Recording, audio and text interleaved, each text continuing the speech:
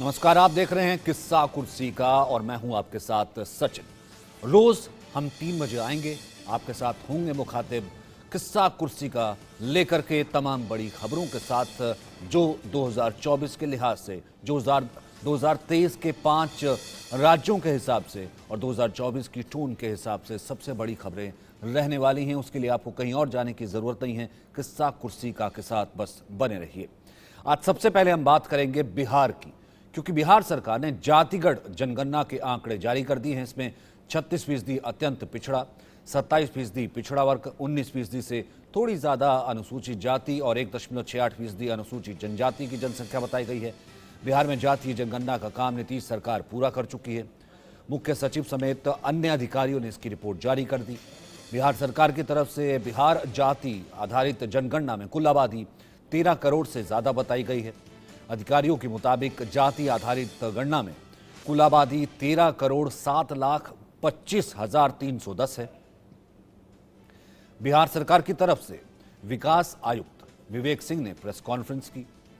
उन्होंने बताया कि बिहार में सवर्णों की तादाद है 15.52%, भूमिहार की आबादी है 2.86, ब्राह्मणों की है 3.66, कुर्मी हैं 2.87, मूसर की आबादी है लगभग 3%, यादवों की कुल आबादी है 14%, राजपूतों की आबादी है 3.45%। आपको बता दें, हाल ही में कांग्रेस नेता राहुल गांधी ने भी मध्य प्रदेश में जातीय जनगणना का कार्ड खेला था। उन्होंने कहा था कि देश के सामने एकमात्र मुद्दा है जातिगत जनगणना और हम अगर आए तो सबसे पहले जातिगत जनगणना कराएंगे। और आज सबसे पहले जब लालू प्रसाद यादव ने ट्वीट किया, इसका स्वागत किया, तो उन्होंने कहा कि हमारी सरकार 2024 में आएगी, सबसे पहले जातिगत जनगणना कराएगी। नीतीश कुमार ने भी इसका स्वागत किया। वहीं इसको लेकर के राजनीति अभी से जारी हो गई है। तो क्या कुछ रिएक्शंस आए हैं, पहले वो देखते हैं।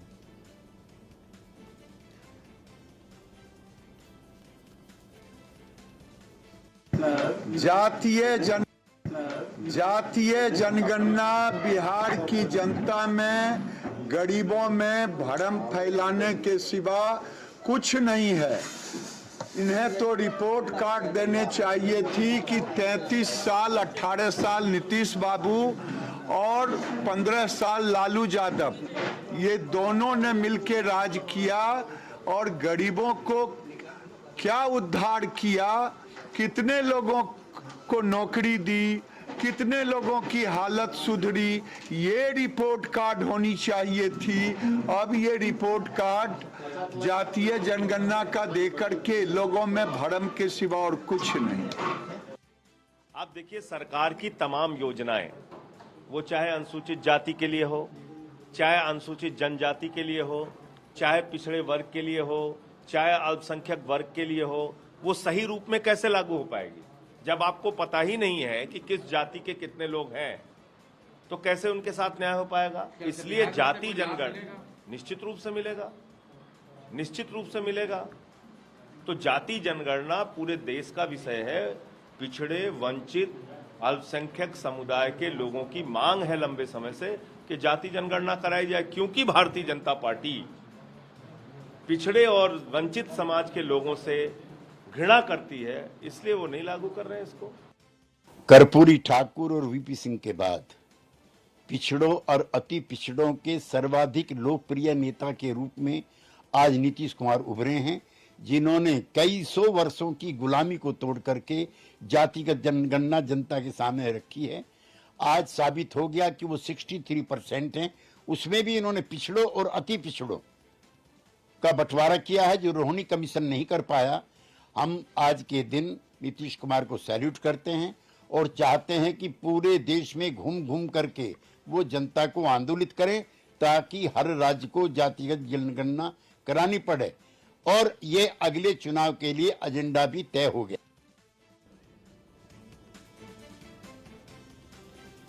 तो इस वक्त हमारे साथ मौजूद हैं रणेशवंत हैं, जो कि मैनेजिंग एडिटर हैं इंडिया न्यूज़ के। हमारे साथ मनोज बनू, जो हमारे साथ जुड़ रहे हैं, MPCG चैनल हेड। हमारे साथ धर्मवीर सिन्हा, रेजिडेंट एडिटर हैं, जो कि बिहार से इस वक्त हमारे साथ मौजूद है। सबसे पहले धर्मवीर, मैं आपका रुख करूंगा। तमाम रिएक्शंस आ रहे हैं। अभी हमने देखा JDU से एक तरीके से कह रहा है कि यह ऐतिहासिक है। अगर कोई इसमें कोई सबसे बड़ा बनकर उभरा है, कोई सबसे बड़ा नेता बन के उभरा है, तो वो है नीतीश कुमार। लेकिन कमोबेश अगर हम देखें, लगभग आंकड़े वही हैं, इसमें कोई बहुत ज्यादा फर्क है नहीं। देखिए, बिहार में कहा जाता है, कहावत है कि जिसकी जितनी संख्या भारी उसकी उतनी हिस्सेदारी। तो ये मान के चलिए कि मंडल की राजनीति का जो नया दौर है वो फिर से बिहार में शुरू होता है। और अब ये राष्ट्रीय स्तर पर भी जातीय जनगणना की बात, ये मांग उठेगा। जिस तरह से एमपी में आपने देखा है, राहुल गांधी ने धर्मवीर, आपके ऑडियो में कुछ दिक्कत है, मैं इसको ठीक करवाता हूं। राणा जी, मैं आपके पास आना चाहता हूं। खुल गया पिटारा। सबसे बड़ी हकीकत इस देश की वो है जाति, और जाति में बटा समाज, और जाति ही हकीकत। और आज सबसे बड़े नेता कौन, अभी आपके सामने देखा आपने, सबसे बड़े नेता के तौर पर कौन? नीतीश कुमार है। देखिए, बिहार में नहीं बल्कि उत्तर भारत में जाति की राजनीति बहुत पहले से होती रही है। अगर बिहार की राजनीति को आप देखेंगे तो 1952 से लेकर के 1989 तक, 90 तक, और 90 के बाद आप बिहार की पूरी राजनीति को दो खंडों में बांट करके देखिए। तो 1952 से लेकर के 1989-90 तक जो राजनीति बिहार की रही, उसमें सवर्णों का, अगड़ों का दबदबा रहा। वो श्री कृष्ण बाबू जो पहले मुख्यमंत्री थे, और जगन्नाथ मिश्रा तक, मुझे अगर मैं अनुमान लगाऊं, आंकड़ों के हिसाब से देखूं तो 14 ऐसे मुख्यमंत्री रहे होंगे बिहार के 90 तक, 52 से 90 के बीच में, जो अगड़े होंगे। 5 ऐसे थे जो पिछड़े तबके से आते थे, जिसमें कर्पूरी ठाकुर या बीपी मंडल या दारोगा प्रसाद राय। 4 दलित तबके से थे। एक मुस्लिम मुख्यमंत्री बिहार के पास रहा, अब्दुल गफूर की तरह। लेकिन 1989 के बाद से सिर्फ 2 लोगों ने बिहार में राजनीति की है, लालू प्रसाद यादव और नीतीश कुमार ने। अब आप फर्क देखिए कि 52 से 89 और 89 से 2023 इन 2 लोगों की राजनीति जाति के आधार पर ही चलती रही। इनके पास कोई एजेंडा नहीं रहा, विकास का कोई रोड मैप नहीं रहा है, बिहार में बेहतरी की कोई गुंजाइश नहीं रही है।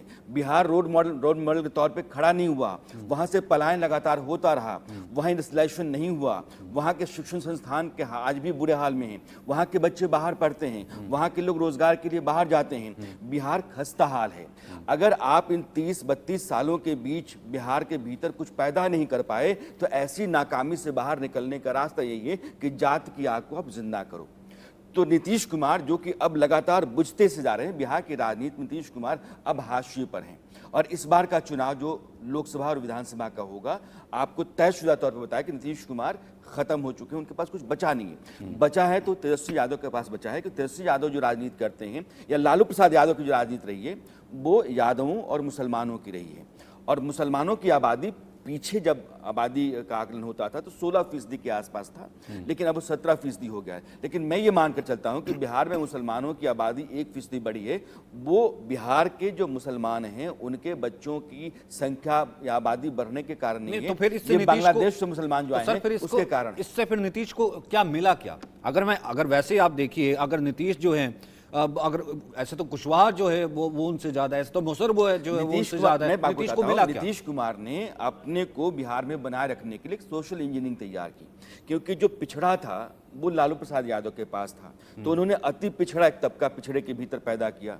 जो दलित था वो भी कांग्रेस और लालू प्रसाद यादव के साथ चल रहा था, तो इनके अपने पाले में खड़ा करने के इन्होंने अति दलित खड़ा किया। तो अति दलित, अति पिछड़ा, यह राजनीति वो करते रहे हैं। अब उस राजनीति में भी सेंधमारी बीजेपी ने कर ली है। उसके बाद इनकी जात के जो कुछ नेता हैं, फर्ज कर लीजिए कि पहले ये कोई और कुर्मी दोनों के एकजुट नेता हुआ करते थे। आज की तारीख में उपेंद्र कुशवाहा, सम्राट चौधरी जैसे नेताओं को बीजेपी पे पाले में करके और कोयरी को अलग कर रही है कुर्मी से। अब मुझे समझ में नहीं आ रहा है कि कुर्मी जाति की आबादी आज 2.87% है, और इतनी ही आबादी पहले से मानी जाती रही है। मैं अगर जीतन मांझी को देखूं, मुसहर आबादी 3% है। तो नीतीश कुमार से आबादी के मामले में जीतन मांझी कहीं बड़े नेता हैं।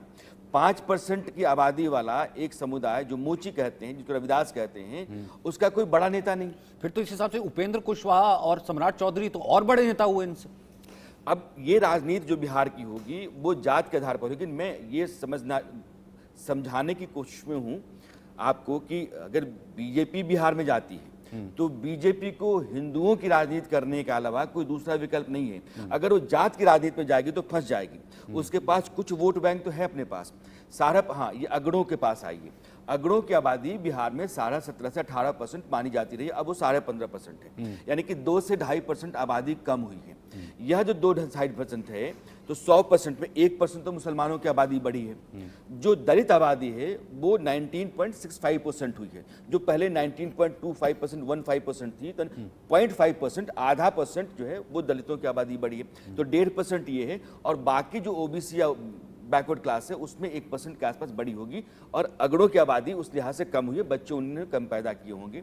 अब सारा 15% की आबादी जो है वो बीजेपी का एक मुश्त वोट है। दलित और अति पिछड़ा, इसकी लड़ाई बिहार में अब होगी, लेकिन बीजेपी को अगर बिहार में आना है तो उसको एक ही रास्ता है कि वो हिंदुओं की राजनीति करे। मनोज, एक कमेंट आपका, क्योंकि यहां से 2024 का टोन राहुल गांधी जब सेट करते हैं, जब वो जाते हैं कि देश के सामने सबसे बड़ा मुद्दा यही है कि जातिगत जनगणना। ऋषि आप कुछ कह रहे हैं क्या? राणा स्पंद जी, जी, सर, जी। मेरा ये कहना है, मेरी आवाज आ रही है? आगे आगे ऋषि आगे।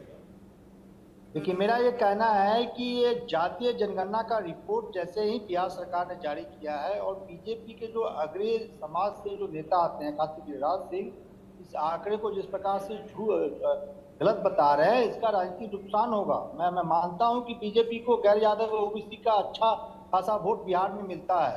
बीजेपी का आधार वोट आप देखेंगे तो फॉरवर्ड प्लस गैर यादव ओबीसी, लेकिन जिस प्रकार से जो आंकड़े आ रहे हैं 63% वर्सेस 15% का आगरा वर्सेस पिछड़ा का, और उसमें जो आंकड़े आ रहे हैं उसको जिस प्रकार से गिरिराज सिंह और संजय जायसवाल ने खंडन किया है, इससे कहीं न कहीं बीजेपी को नुकसान होगा।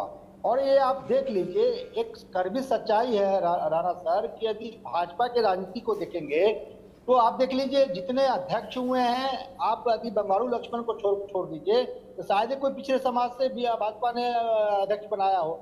और नरेंद्र मोदी जी के बारे में कहा जाता है पिछड़े समाज से आते हैं, तो आप राणा स्पंद सर 2004 से पहले मोदी जो समुदाय है वो जनरल कैटेगरी में था। तो ये बीजेपी को इस पर वर्क करना होगा, और माने या न माने ये मास्टर स्ट्रोक है नीतीश कुमार का, और इससे बीजेपी नहीं ऋषि, आप मुझे बताइए, बीजेपी की राजनीति बिहार में मैं समझ रहा हूं, अगर गिरिराज सिंह और संजय जायसवाल कुछ कह रहे हैं, वो बीजेपी का जो राष्ट्रीय राजनीति तय करने वाला तबका है वह नहीं कह रहा है। लाजमी है कि कुछ समय लेगी बीजेपी की जो रणनीति तैयार करने वाली टीम है, उसके बाद वो सामने आएगी। मुझे सिर्फ आप ये बताइए कि बीजेपी की दावेदारी कई तरह की है। अगर कोई मुसलमान राष्ट्रपति हुआ तो बीजेपी ने दिया, महिला आदिवासी तबके से कोई राष्ट्रपति हुआ तो बीजेपी ने दिया, बीजेपी ने बंगारू लक्ष्मण जैसे व्यक्ति को भी पार्टी का अध्यक्ष बनाया। बीजेपी का जो अपना संगठनात्मक ढांचा है उसमें ओबीसी की तादाद ज्यादा है। बीजेपी के मुख्यमंत्रियों के भीतर भी आप देखेंगे तो ओबीसी की तादाद ज्यादा है। तो यह जो बीजेपी ने अपने ढांचे में यानी संगठन के भीतर, सरकार के भीतर जो बदलाव किए हैं वो आने वाली राजनीति और रणनीति के लिहाज से किए हैं। तो बिहार को आप तुरंत ये कह दें कि बिहार में बीजेपी नुकसान होगा, मैं गिरिराज सिंह के बयान को, संजय जायसवाल के बयान को बीजेपी का बयान नहीं मानो फिलहाल। राणा सर, मेरा ये कहना है, शिवराज सिंह चौहान को छोड़ के आप बता दीजिए कौन से ऐसे मुख्यमंत्री भाजपा के हैं जो ओबीसी वर्ग से आते हैं, कितने प्रदेश अध्यक्ष ओबीसी वर्ग से हैं, कितने संगठन में जो महामंत्री हैं या मंत्री हैं उसमें परसेंटेज देख लीजिए, कितने ओबीसी है या पिछड़े वर्ग या दलित समुदाय के हैं। मैं कुल सांसद उनमें से 80 सांसद ओबीसी हैं। बताना यही, भारतीय जनता पार्टी के आप 80 सांसद संगठन देखिए, सरकार देखिए, सांसद देखिए, ऐसे सपाट बयानी से काम नहीं चलता है। जब आप जाते हैं 27% से ऊपर संगठन के भीतर और सरकार के भीतर उन्होंने ओबीसी रखा है। बीजेपी ने पिछले 10 साल में अपनी जो रणनीति तैयार की, मुझे लगता है कि बहुत आगे के समय को देख करके उन्होंने तैयार किया था। इसलिए संगठन के भीतर भी, सरकार के भीतर भी और समाज के भीतर भी उन्होंने यह अनुपात बनाए रखा और रणनीतिक तौर पर बनाए रखा है। बिहार में यह जो जातीय जनगणना है, मुझे लगता है नीतीश कुमार के लिए यह बैकफायर होगा।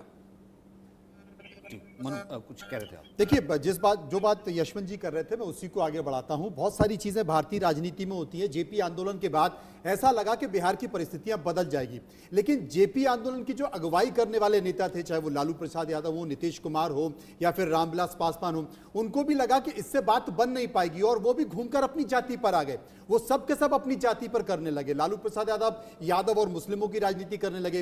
रामविलास पासवान अपने समाज के मुस्लिमों की राजनीति करने लगे, क्योंकि जातिवाद भारतीय राजनीति की सच्चाई है।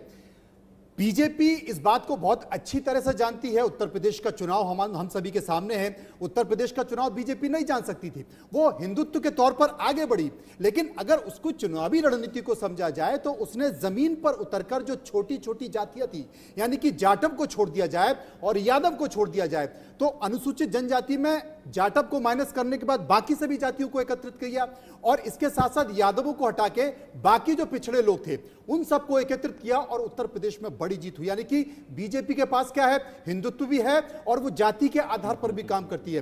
फिलहाल जो तमाम विपक्षी पार्टियां, उनके पास बीजेपी का कोई काट नहीं है, इसलिए वो जानती हैं कि वो जातिवाद पर ही आगे बढ़ सकती हैं। इसलिए वो बार बार कह रहे हैं कि जातिगत जनगणना होनी चाहिए, क्योंकि जातिगत जनगणना अगर हो गई तो ये आने वाले समय में भविष्य में बीजेपी के लिए एक परेशानी बन सकती है। ठीक है, अब धर्मवीर, अगर आप तक आवाज जा रही है, अब यहां से ये तो पिटारा खुला है। हालांकि जैसे राणा सर कह रहे हैं कि ये बैकफायर करेगा, लेकिन यहां पर अगर पिटारा खुला है, अब 2024 तक अगर इसे लेकर के जाना है और इलेक्शन में इसे भुनाना है, तो यहां पर क्या फिर बात होगी आर्थिक आधार पर?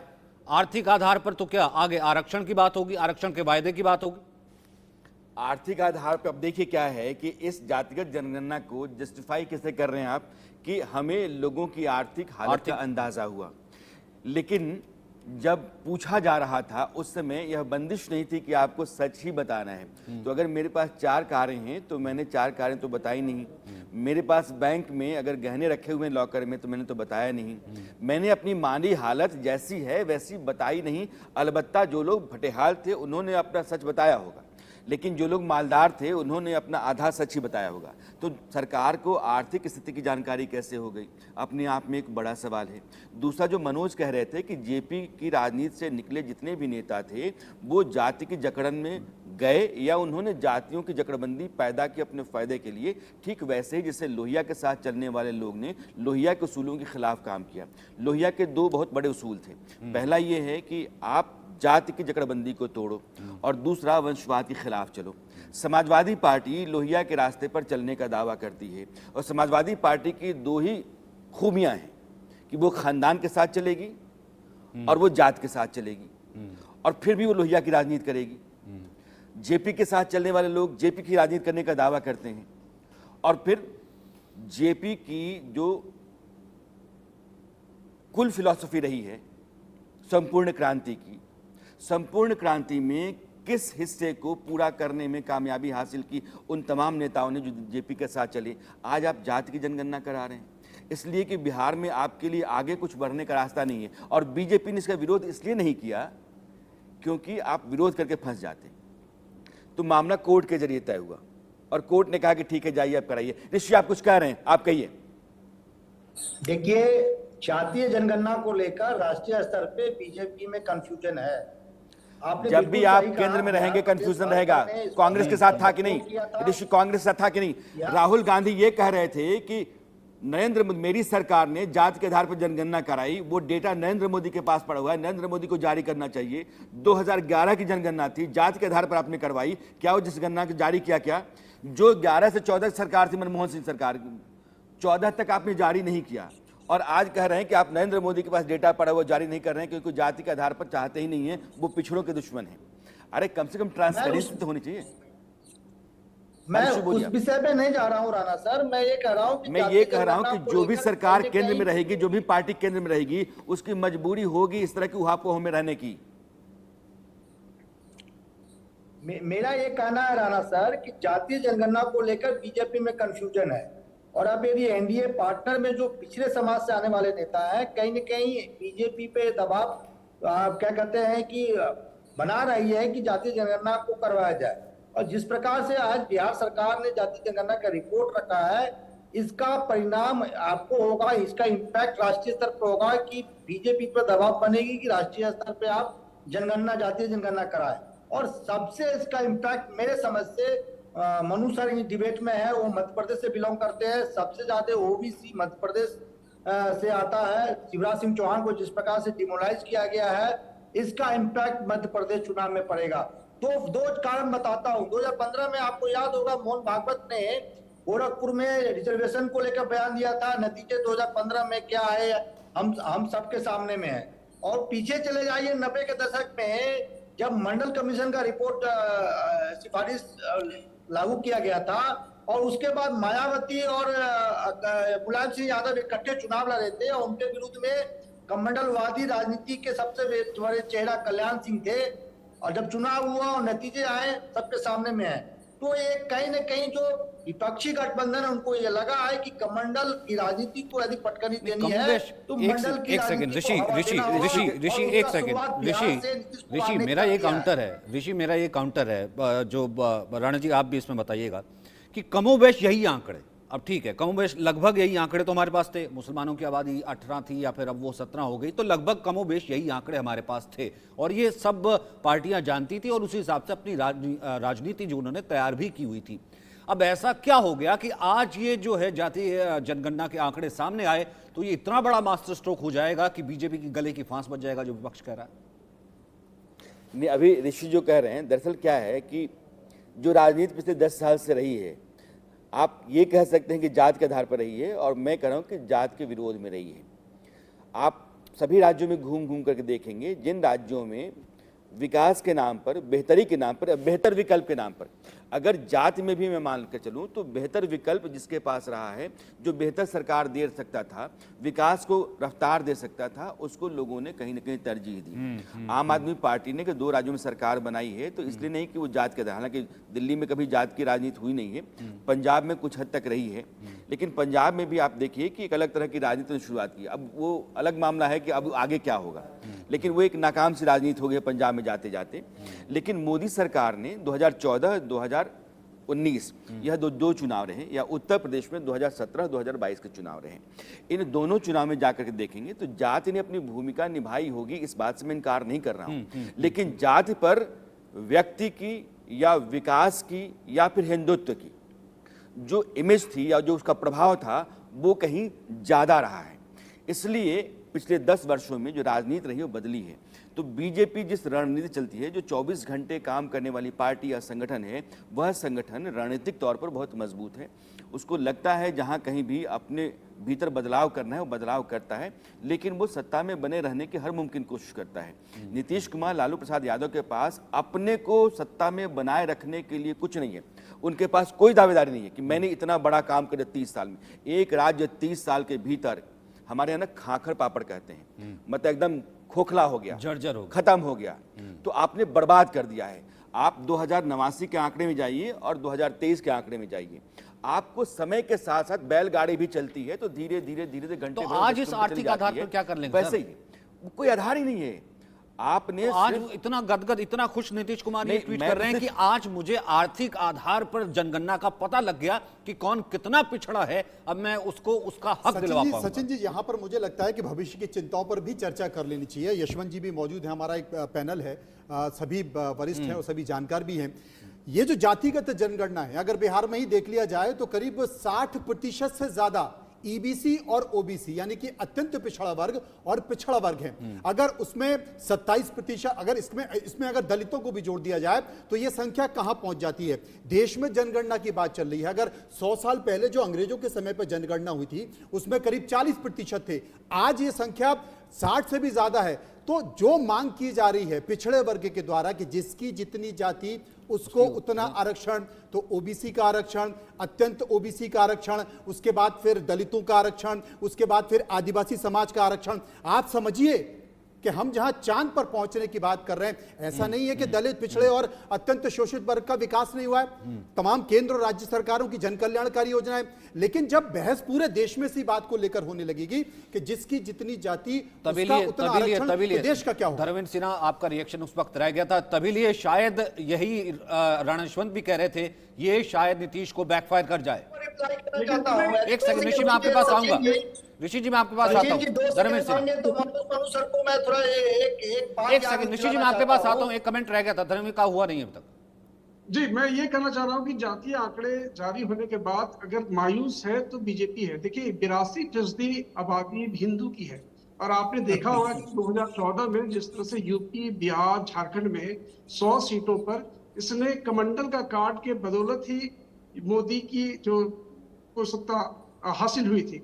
और जाहिर तौर पर जिस तरह से ये इस आंकड़े आने के बाद जो जातिगत राजनीति करने वाले जो छोटे छोटे दल हैं वो भी बल्ले बल्ले है उसके भी, क्योंकि ऐसे तमाम दल हैं जिनको लगता है। और अब सीट शेयरिंग का भी मामला होगा जातीय आधार पर। अब ये आने वाला समय में देखेंगे आप 2024 की जो चुनाव है, इसमें सारा का सारा मामला अब सीट शेयरिंग से हो, चाहे ये हो। भले ही ये दलील हो नीतीश कुमार का कि नीतियां बनाने के लिए काम आएगा, नीतियां नहीं, ये पूरी तरह से ये नीतियां मामला अगर है बनाई होती, कमंडल ठीक है से धर्मवीर मंडल सिंह, के नीतियां अगर पूरा- बनाई होती तो राणा जी तो ये दौर जो है, मंडल उसी का राज्य एक से नया आते दौर हैं, ये शुरू तो हो वो चुका इतना ज्यादा जो है अब तक जो जर्जर जो है वो राज्य उस वक्त नहीं होता। अब तक तो बहुत से आर्थिक आधार पर जो है वहाँ पर रेवोल्यूशन हो गया होता, आर्थिक आधार पर जो है तमाम आरक्षण से लेकर के जो है डेवलपमेंट देखने को मिलता। बहुत बहुत शुक्रिया धर्मवीर हमारे साथ जुड़ने के लिए। ऋषि आपका भी बहुत बहुत शुक्रिया। एक सवाल ऋषि से मेरा है, बस जी, जी, एक मिनट ऋषि आप सवाल है मेरा। जातिगत जनगणना बिहार में आ गई, आंकड़े सामने हमारे हैं। बिहार में अगले 30 वर्षों की जो राजनीति होगी, अब तो मैं मान के चलता नीतीश कुमार 0, लालू प्रसाद 0, जीतन राम मांझी 0, ये 70 पार लोग हैं, इनकी नहीं है। आने वाले समय में जो राजनीति होगी, एक दलित राजनीति होगी 20% वाली, 19% वाली, एक पिछड़े की राजनीति होगी जिसका अगुवा यादव समाज हुआ 14% वाली। तो जो बड़े नेता आपको बिहार में दिख रहे हैं वो कौन से हैं जिनका भविष्य दिख रहा है? देखिए, नो डाउट मेरे बात से सहमत हो या ना हो, नीतीश कुमार जिस प्रकार से आज बिहार सरकार ने रिपोर्ट जारी की है, नीतीश कुमार की छवि पिछड़ों की नेता के रूप में पहले भी था और राष्ट्रीय फ्लैग पे मजबूत होंगे। और ये मानना, मैं आपके बात से सहमत हूं कि सिर्फ राजनीति करने से उस समाज की जो डेवलपमेंट के जो सपन आप देख रहे हैं वो पूरा नहीं होगा। आपको उसको धरातल पर उतारना होगा। ये रिपोर्ट समाज के लिए आपको काम करना ये होगा। रिपोर्ट इतना बड़ा मास्टर स्ट्रोक है क्या ऋषि की नीतीश कुमार को पीएम बना देगी 2024 का? ऋषि से बात करेंगे हम लोग, समय की तंगी है, लेकिन ये अलग मामला है। बिहार की सड़कों पर, गांव देहात, कोने नुक्कड़ पर हम लोग भी चलेंगे, क्योंकि वहीं सारी चर्चा होती है। पता तो वहां इस जनगणना में बीजेपी को एक बड़ा मुद्दा भूल गया है कि बिहार में हिंदुओं की आबादी घट गई है और मुस्लिमों की बढ़ गई है। शायद बीजेपी की नजर में नहीं आया, ऐसे जरूर वो एक बड़ा मुद्दा बनाएंगे। ठीक है, हम दूसरी खबर का रुख करेंगे। बहुत बहुत शुक्रिया ऋषि जी हमारे साथ जुड़ने के लिए और धर्मवीर आपका भी जुड़ने के लिए। एक छोटे से ब्रेक के लिए रुक रहे हैं, उसके बाद किस्सा कुर्सी का मैं दूसरी बड़ी स्टोरी का रुख करेंगे।